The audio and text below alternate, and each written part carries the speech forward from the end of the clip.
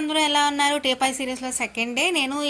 నేను చెప్పాను కదండి, టేపాయ్ మీద డెకరేటివ్ ఐటమ్స్ పెట్టాలి అనుకున్నాను అని.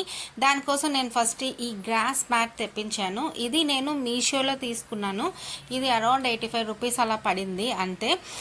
ఇది యాక్చువల్లీ దీన్ని టచ్ చేస్తే ఏదో గ్రాస్ ఫీల్ ఉంది అని ఏం కాదు.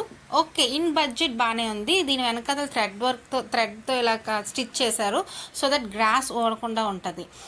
బాగానే ఉంది, 85 రూపీస్కి బాగానే ఉంది. కానీ ఇది గీతలు పడుతుంది కాబట్టి దాని మీద డైరెక్ట్గా పెడితే టేపాయ్ మీద అని చెప్పి నేను ఇలా షీట్ అవుట్ బుక్ చేశాను.